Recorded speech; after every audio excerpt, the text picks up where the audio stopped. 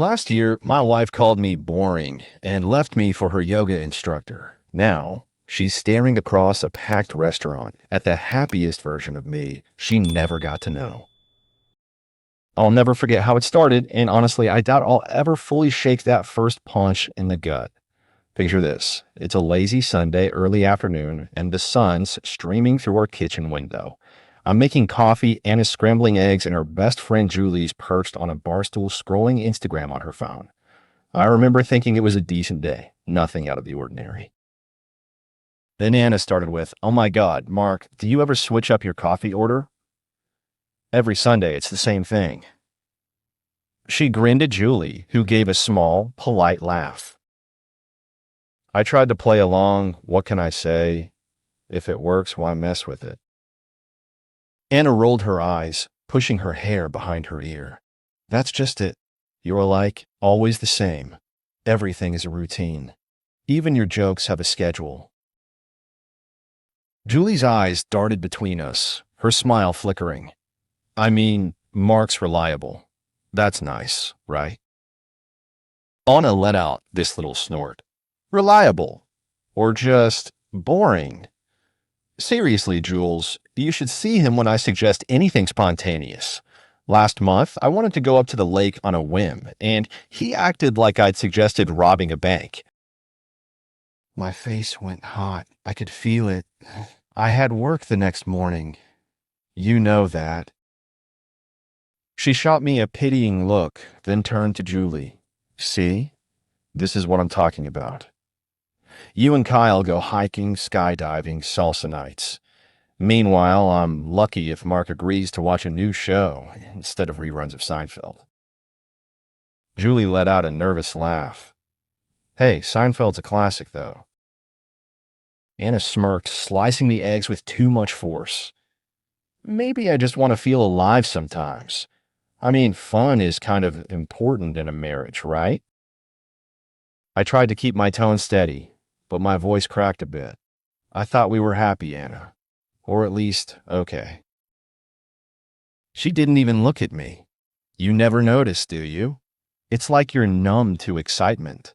No offense, but some people need more." For a second, nobody said anything. Julie's foot tapped against the stool. She looked at me, mouth opening as if to say something, but then just shook her head and looked away. Anna was still holding her phone, thumbs twitching over the screen. "Anyway," she said lighter now, "maybe you should ask Kyle how he keeps things interesting, Jules." Julie glanced at me, face full of something like guilt, before grabbing her purse. "I should get going. Brunch was great, guys." She stood up so quickly her chair scraped against the tile. There was a weird silence as she hugged Anna, gave me a half-hearted wave, and nearly sprinted out. The front door clicked shut, leaving me and Anna in that sticky quiet. Anna didn't look up. She started texting right away, smiling at her phone, her face already turned away from me. That was the first time it really clicked that something was seriously wrong. Not just between Anna and me, but in how she wanted everyone to see it too. And I'll never forget the pity in Julie's eyes as she left, or the way Anna smiled into her phone like she just won something. It's wild how fast a single comment can mess with your head, but even crazier when it keeps happening out in the open. The next blow came about a week after that brunch, and it hit in a place I never thought I'd feel exposed: a yoga studio. Anna talked me into going. "You should join my class, babe. Try something new for once," she said one night, waving a flyer in front of my face while I was trying to pay bills on my laptop. I hesitated, but her voice had that coaxing edge. "Just come. It'll be good for you, and everyone says beginners make class fun." So, Saturday morning, I'm on a mat, surrounded by strangers in stretchy clothes.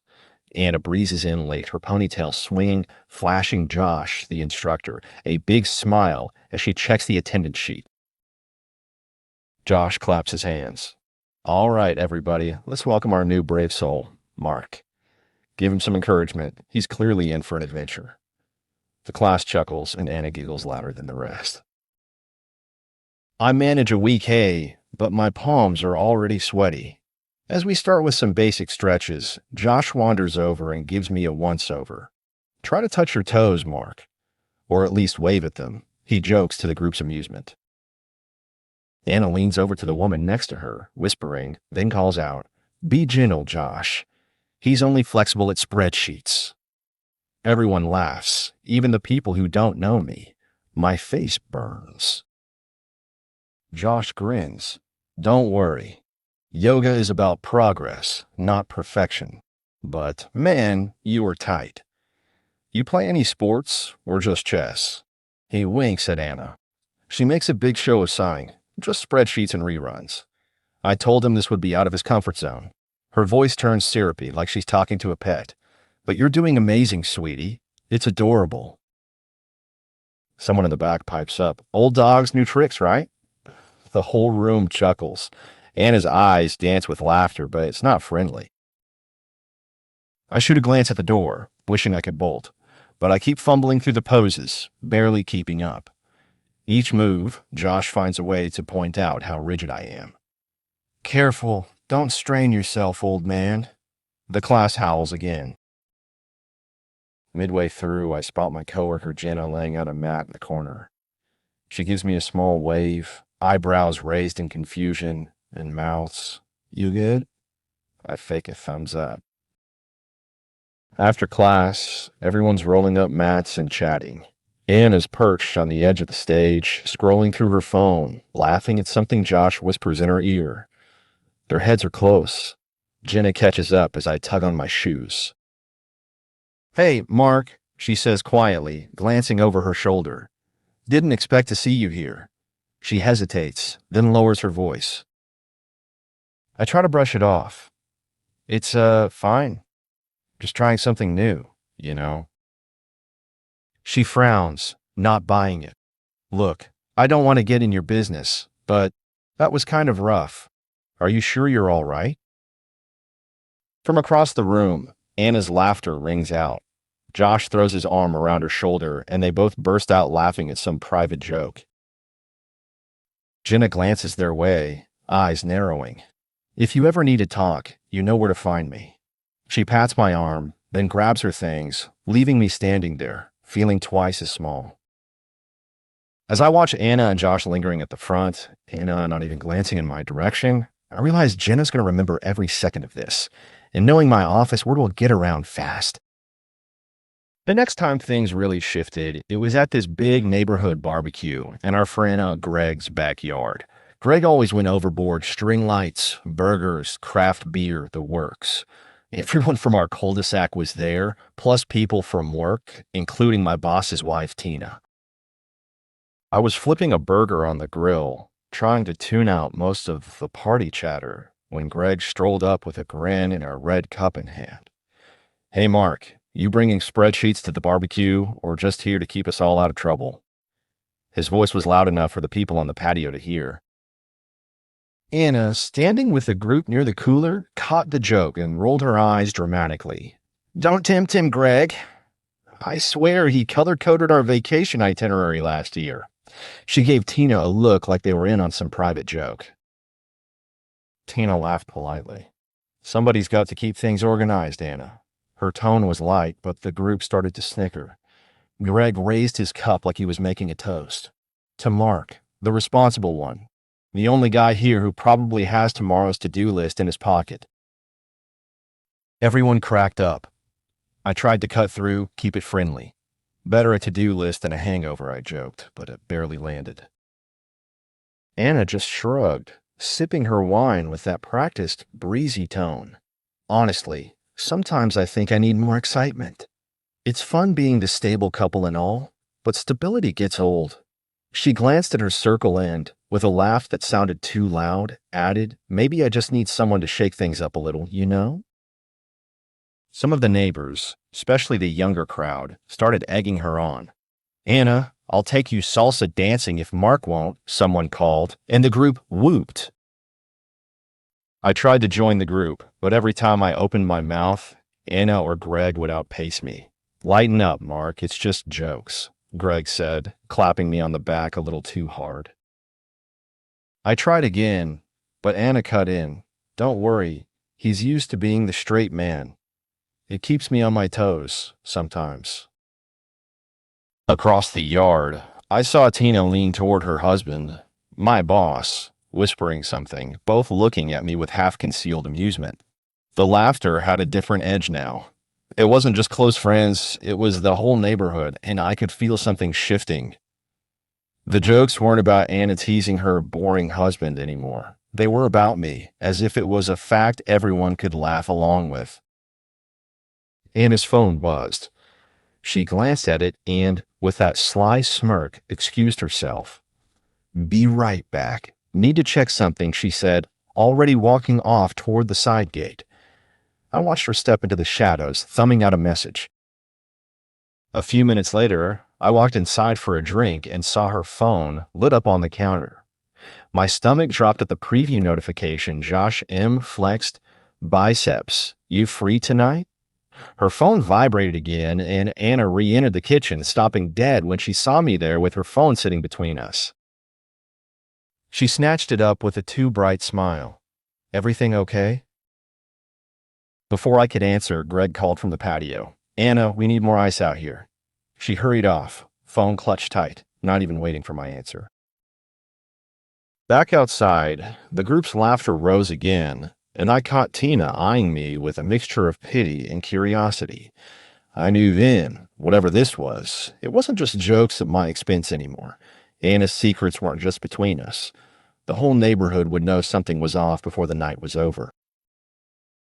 It was a Friday night when Anna breezed into the bedroom, clutching her clutch and spritzing perfume, half-dressed for a girls' night with the yoga crew. She barely glanced at me as she slid on her heels. "Don't wait up, okay?" "Might be late," she said, fiddling with her earrings in the mirror. Her voice was too airy, too quick. "Tell Julie and Steph I said hi," I replied, trying not to sound skeptical. She gave a vague wave, already texting as she left. I settled in, half watching TV, half glancing at the clock, but my phone buzzed way sooner than Anna's usual check-in.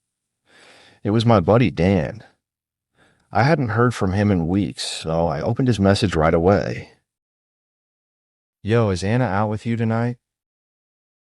I frowned. "She just left for girls' night." "Why?" Dan's reply came with a photo attached. It was Anna, unmistakable in her red dress, standing on the rooftop bar at Rivet. Her arm was looped around Josh, the very same yoga instructor. They weren't talking. They were close, laughing, practically pressed together. In the background, Dan's wife, Erin, could be seen at another table, eyes wide, obviously catching the same thing. Dan added, "Sorry, man." Erin saw them and snapped this. My hands shook. I stared at the picture, hoping somehow there was another explanation. But Anna's smile, how she leaned into Josh, said enough. I waited up, heart pounding, not sure if I should say something or pretend I hadn't seen anything. When Anna finally walked in, she hummed as she slipped off her shoes. "Fun night?" I asked, keeping my voice steady. She threw her purse on the table. "Yeah, it was good. The girls needed some time away, you know. We went to a new wine place, nothing crazy." I looked at her, searching her face. "Just you and the girls? Nobody else joined?" She didn't miss a beat. "Nope, just the yoga crew." "Why?" My phone buzzed again, but I kept it hidden. "Just wondering. You seem happy." She shrugged and disappeared into the bathroom, humming as she wiped off her makeup. The lies sat between us, thick as smoke. Seconds later, a notification flashed across my phone. Erin had dropped the rooftop photo in our friends' group chat. The usual banter stopped dead. The picture of Anna and Josh was now blowing up phones across town, the timestamps clear, faces unmistakable. Dan wrote, "Sorry, didn't want to get involved, but this wasn't right." Another friend replied, "Wasn't she supposed to be with Mark tonight? What's going on?" I sat on the edge of the bed, staring at the screen, the sounds of the house fading out. The evidence wasn't just in my pocket anymore. It was in the hands of everyone we knew. The cover-up was crumbling, and if I didn't confront it now, I'd be the last person to know in my own marriage. A week after that group chat bombshell, I still hadn't confronted Anna directly. I clung to hope, or maybe just inertia, until the night everything fell apart in front of everyone we knew. It was Steph's birthday, one of those big, trendy dinners downtown where they set two long tables and pack in anyone with a mutual friend. Anna spent way too long getting ready, humming and scrolling on her phone. I tried to be normal, but my stomach was in knots the entire Uber ride there. We barely sat down when Anna nudged me. "Hey, don't be so tense. It's a party."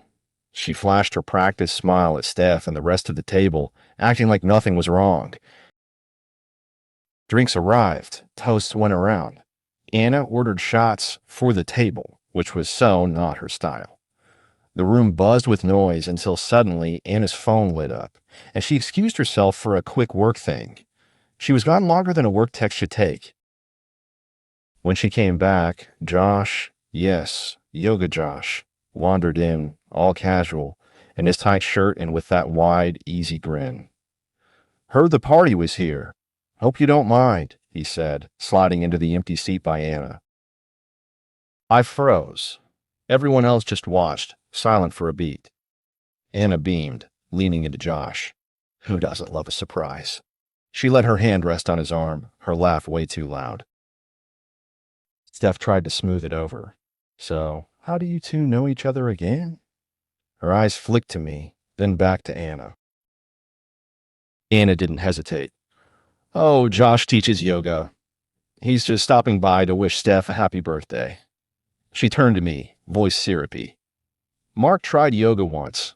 It was adorable seeing him wobble through the poses." People snickered. Josh grinned. He gave it a go.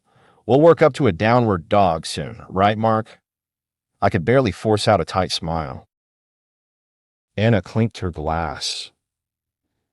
"See, Mark's idea of fun is color-coding the sock drawer. I need a little more. Someone who actually knows how to have fun." She looked straight at me, her voice ringing out. I tried to speak, but Anna cut me off, flicking her hair over her shoulder. "It's been coming for a while. I'm moving on. No hard feelings, right?" She didn't wait for my answer, already turned to Josh with a gleam in her eye. Josh looked at the group, shrugged, and stood up. Anna slipped her arm through his, almost daring someone to comment. Steph's eyes were round. Greg looked down, suddenly fascinated by his dessert. Two people started whispering. Someone stifled a laugh. Anna's voice broke through, light but final. "I want to actually live my life. I hope you find what makes you happy, Mark." She and Josh walked out together, the doors swinging behind them. For a long, awkward moment, no one said a word. Then Greg muttered, "Dude, I didn't know it was like that," and someone giggled, trying to fill the silence. My phone buzzed in my pocket, first with a text from Dan. "Holy hell, are you okay?" Then Jenna, "Call me if you need anything."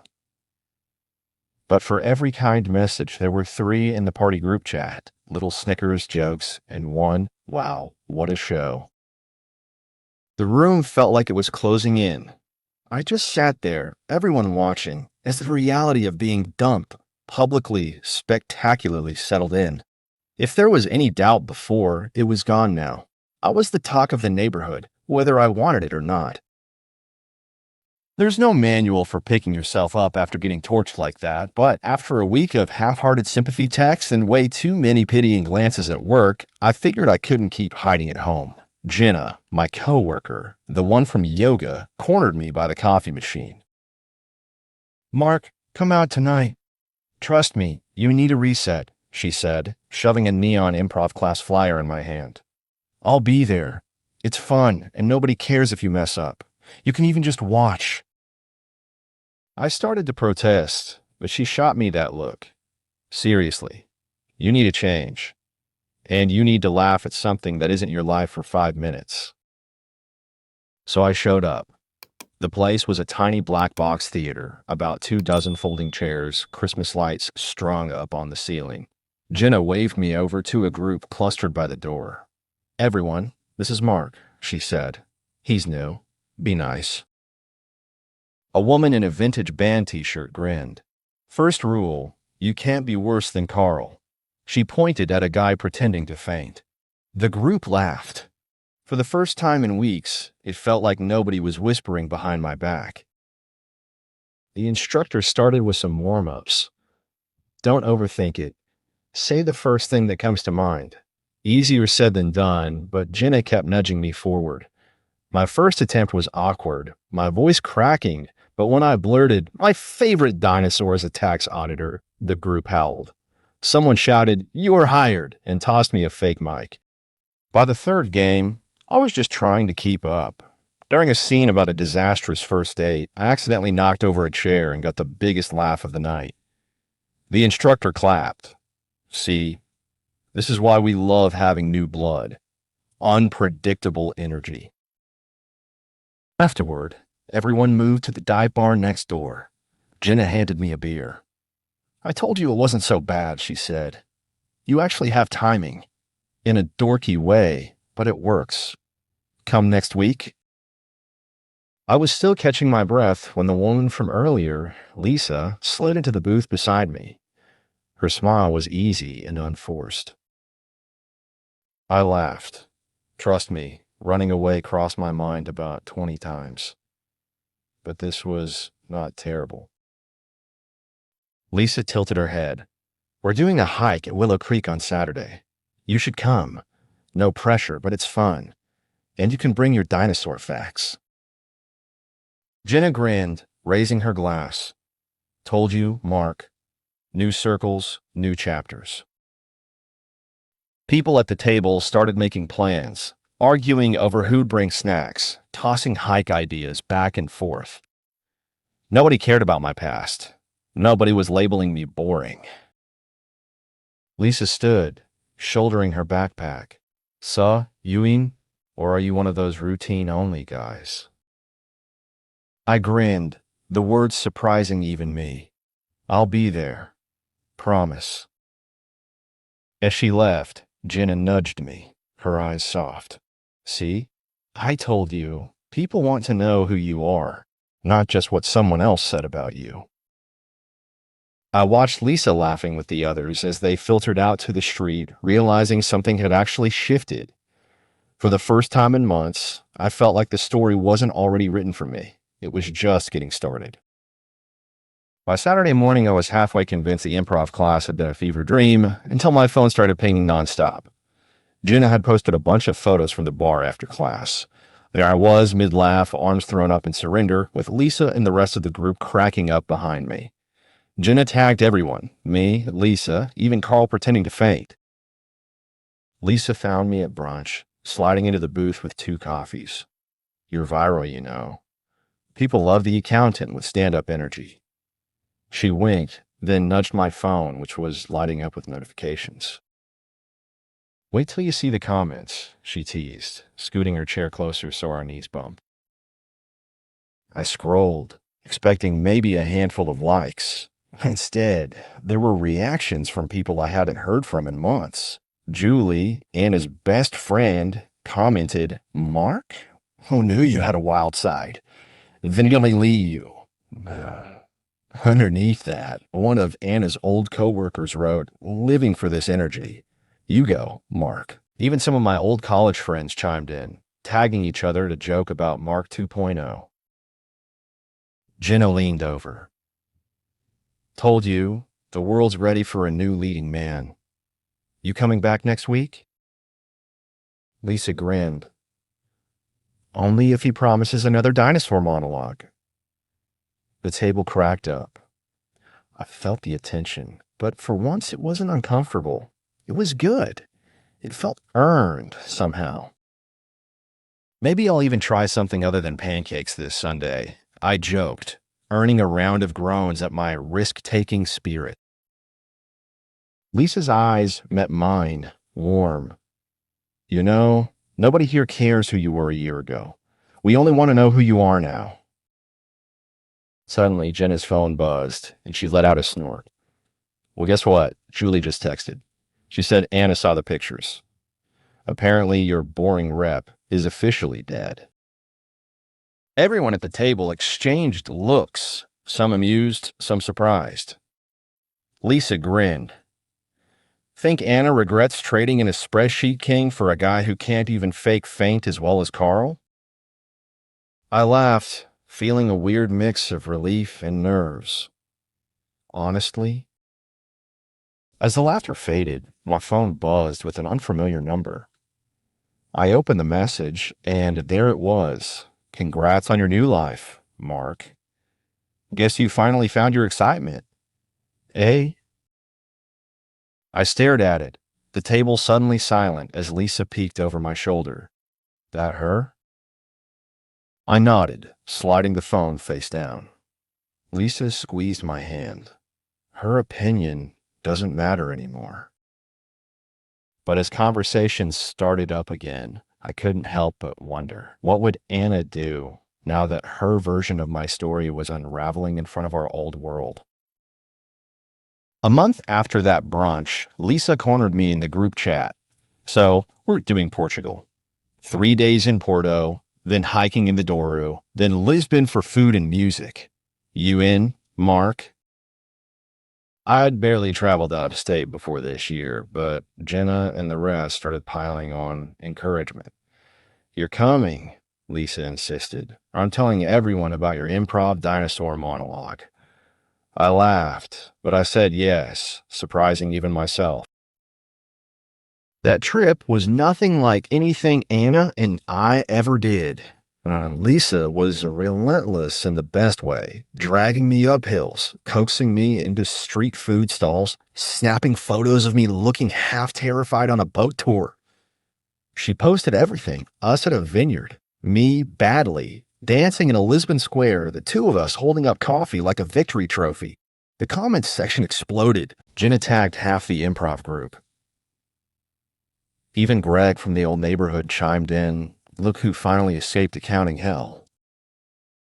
And then I saw a like from Marcy, one of Anna's friends I hadn't seen since the boring parade kicked off at that barbecue. Her comment was short, never saw this side of you. Love it.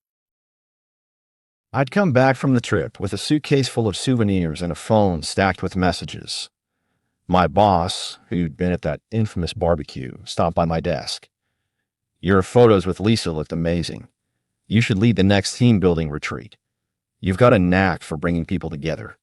I actually laughed. Nobody cared about my old rep. People saw the change, and it showed in the way they talked to me, asked for advice, even invited me out. Lisa and I had become a real thing, not just improv buddies or hiking partners. She met Jenna and Dan at a trivia night.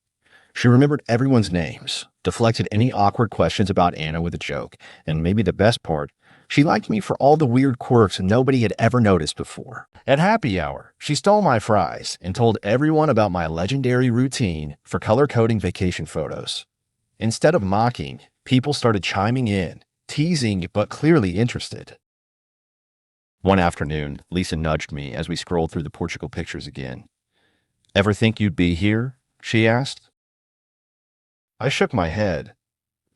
Honestly, I thought the best I'd get was spreadsheets and reruns.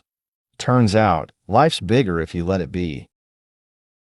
That Friday, Jenna texted, big group dinner at Verde downtown. Lisa's bringing you, right? Don't bail. It's packed, but worth it.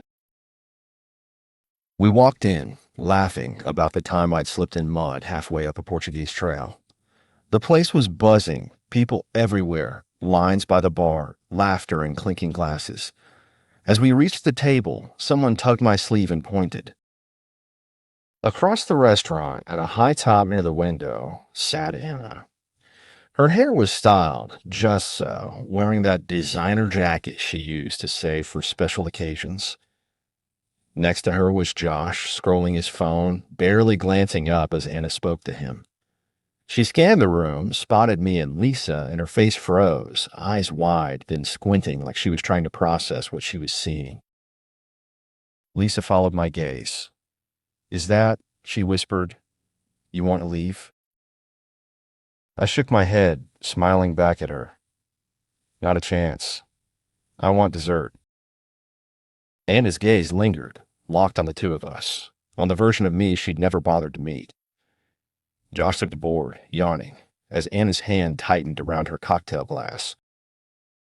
Lisa squeezed my hand under the table, grinning. "Let her look. We're just getting started." It didn't take long for Anna to cross the restaurant once she spotted us. Lisa and I were with 4 friends, laughing about a ridiculous misadventure on our Portugal trip, when Anna's perfume and the click of her heels hit the table all at once. "Mark." "Wow," Anna said, a little too brightly, her smile freezing as she looked Lisa up and down. "Didn't expect to see you here. You look different." I stood to greet her, keeping my voice easy. "Hey, Anna, good to see you. This is Lisa." I motioned for Lisa to stand, and she did, confident, relaxed, offering her hand. Anna hesitated before finally shaking it. "So, you're the new improv star everyone's talking about?" she said, her tone just a little too sharp. Lisa grinned and shrugged. "I just try to keep up with Mark. He's full of surprises." Our friends exchanged glances. The tension at the table was almost physical. I could feel eyes from nearby tables flicking over, sensing drama. Anna tried to recover. "Well, Mark was always reliable. Some things never change, right?" She forced a laugh, glancing towards Josh, who hadn't even looked up from his phone. Lisa didn't miss a beat. "Actually, I've never met anyone more willing to try new things. Last weekend, he was the only one who dared to sing karaoke in Portuguese." Our friend Jenna jumped in. "He's the life of our group now. Seriously, Anna, you wouldn't recognize him." Anna's face tightened, her mask slipping a little. "Guess I was just too used to boring routines," she said, voice wobbling as she tried to get the crowd back on her side. "Josh and I, we like to shake things up." Josh, still staring at his phone, muttered, "Yeah, sure," then gave Lisa and me the faintest nod before going back to scrolling. I smiled, leaning forward. I used to think being steady meant boring, but turns out I just needed a better adventure partner. Lisa squeezed my hand on the table, her tone soft but clear. "He's been showing all of us how to actually live. You know, after you stop worrying what everyone else thinks." The table fell quiet. Anna searched the faces, but there was no rescue from anyone. Even Greg, who used to rib me, suddenly found his napkin very interesting. Anna tried one more time, her voice desperate. "Well, I hope you're happy, Mark. I hope this," she gestured at the table, at Lisa, "is enough excitement for you."